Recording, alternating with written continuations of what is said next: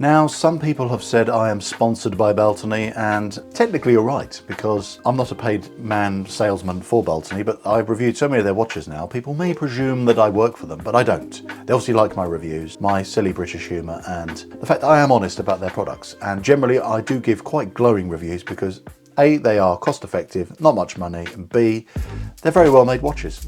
It's pretty simple. It's not hard to be positive and recommend them. But there's been a lot of praise about this watch. There's been a lot of glowing reviews. Their best yet, some people have said. One of the best watches ever made in history. I've just made that one up. But the point is, people have been saying lots of positive things about this watch, but I'm not 100% certain this is my favourite BALTANY. I don't actually know which one is yet. This isn't as amazing as people are making out. Why is the next question? And the answer will be as follows. Stick with me and we'll get into it. Now, before we get stuck into the review, let's do some stats and specs. I'm going to do a fast forward through this just to help you out. So here we go.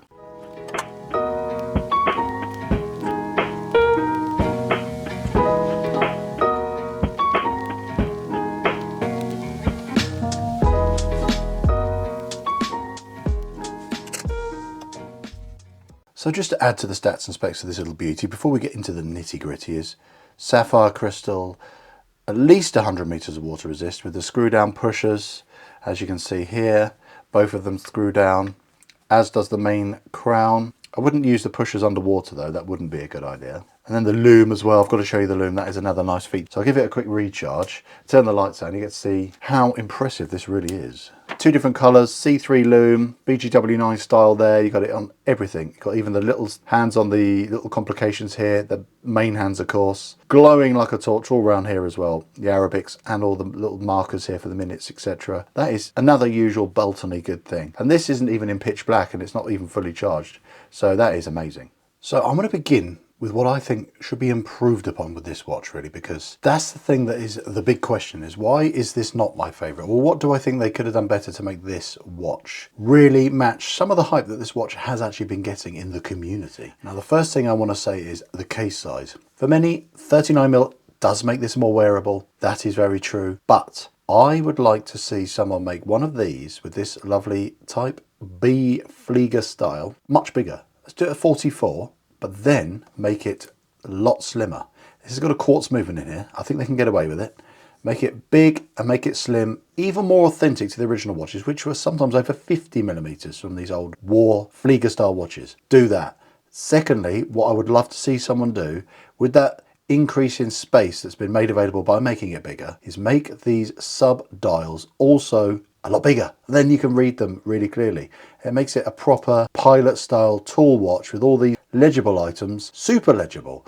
Why can't we have that? At the moment, it's always this tiny little increments that you can see on here. I think it's fun that they've got that feature built into the watch. And there's just no other bits of flair on here. I mean, the back is totally plain, bead blasted. If we're going to make it like a Flieger style watch, I like all those little coding you can get on there. You could have done some of the coding on the side, which they traditionally used to have. It's just very plain. And then my other bugbear is these hands. They're all polished. I would like to see brushed or bead blasted hands to match the case, because to have blingy hands, they almost disappear. They go black, as you can see against this matte black dial. They disappear. Why not make them have that strong contrast so they're again legible against that pitch black dial by matching the case? It's just simple little details which for me would have taken this to the next level. Things I do love are these large Arabics you've got going around here. I love that legibility, the huge clarity you get. But there's space there, and that's what inspired me to come up with the idea to make this just a huge, bigger watch with that legibility. Put massive numbers on there and bigger dials. And I would have liked to have seen the more traditional double rivet style strap you get with those old-fashioned pilot watches, other than this. Also very lovely strap, but it's a bit generic. I would have liked to have seen that. Maybe also provided it as part of the package with a large, long NATO, even a Velcro one, I don't know, just to really make this feel like a proper military style watch. And the price is creeping up over the £150 mark. I think they can do it. I think this is still exceptional value for money, don't get me wrong. They're not actually changing the specification with my suggestions. It's just a bigger case size. And I know that what they do for cost cutting is use the same case and change mainly the dial. They keep the movement the same. It's a Seiko VK movement, which is something I'll talk about in a bit, is very good. I think there's opportunity for them to go the extra mile and do something a bit more interesting with that case size. And if they did do that, maybe charge £200, but there'd be nothing else on the market like it. 39mm, around that size, it's starting to get a bit common now. I know people like the smaller watches, but an opportunity to do the bigger watches is for the pilot ones. They're meant to be big for their legibility. Now I'm going to talk about the positives, because I don't want this to just be criticism, because also there's a risk of it being a glowing review, because the spec is amazing. Sapphire with AR coating, you've seen the lume, it's fantastic, reliable, mecha quartz movement. And what is mecha quartz? For those of you who don't know, I'll show you. Unscrew these pushers. You see this lovely red tip on this chronograph hand here. When you get it started, it's not a individual tick like you would normally get on a quartz movement, because this is a quartz movement. It's battery powered. As you can see, it's ticking away 4 ticks a second, and that is really nice. And the mechanical feel to the pushers is also delightful, and that's what you're getting for your money, is a really good quality Seiko movement. Now you've got your increments here, it counts all the way up to an hour. This is your continuously ticking seconds hand, and you've got up to 12 hours worth of timekeeping. So once that's done a full rotation on this 12 o'clock counter, it clicks over to 1 hour. You can leave this running for up to 12 hours of timekeeping. Of course, that's going to kill the battery a bit quicker over time if you're always doing it, but you know what? It's just something fun to play with as a fidget tool almost. Bottom pusher here, push that in, snap back, super quick. The alignment is pretty good. It's not absolutely perfect, but it is very good for this price point. I love the feel of these screw down pushers. Really nice and grippy, smooth, and that's again adding to the water resistance, which is fabulous for this type of watch. Date complication here, lovely and big. Often with a lot of watches which have date complications, they're just too small, but this is a great size, nice and legible. I do like that this has a slightly domed bit of sapphire in here, which is AR coated, which enables the legibility in bright light conditions to still be great. You can still read this very clearly. And as legibility goes, maybe not for the subdials here, the overall legibility of this watch is fabulous. Really nice, crisp, clear hands. The hand different lengths are very good. You've got the obvious minute hand reaching almost out to these markers. Could have done with being a bit longer, but the hour one is perfect. And I love this chronograph hand here with the red tip. But like I've said earlier, them all being polished, it almost is invisible, as you can see in this light. Would it be good to have that being a bit clearer? Maybe make that chronograph hand white, just to contrast against the other hand so it really stands out. These are just the little devil in the detail criticisms I'm really picking out on this watch, which I think would have taken this to the next level. That's why I'm being critical. The bead blasting on this case is spot on. It's perfect for this type of watch. Would have liked drilled lugs. Would look really cool, not nice with extra detail there, but no biggie that it doesn't have it. The finishing on these bead blasted BALTANY watches is always very, very good indeed. Very smooth and consistent. There's never any snotty bits or snaggy bits. The quality of the strap is also very good. BALTANY straps are often your mid-tier grade of leather. Get a little bit of creasing going on over time, but the quality is smooth, it's soft. You can just smell your phone or your computer. You can smell the quality of that genuine leather. It is actually all right. Supple. Takes probably a day to break in. It's not immediately soft. Quite chunky and thick, which I do like. It's about 3mm thick. There's not much of a taper, but there is a very slight taper on this strap. Makes it fit on the wrist really beautifully. I'll show it to you on wrist now so you get to see how this 39mm, it looks just a little bit dinky for this style of watch on my 7-inch wrist.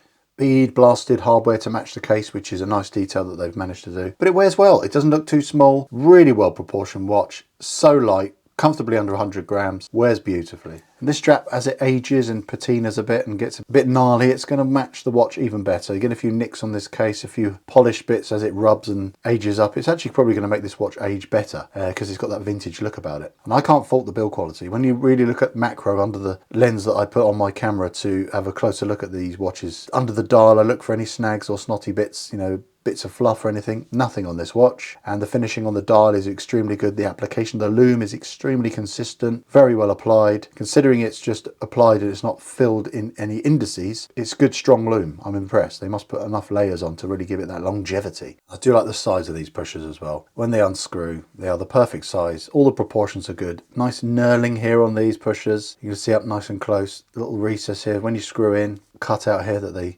fitted to there, really nicely done. Really smooth action on this screwing in as well, which I do like. I like a smooth screwing action. Who doesn't?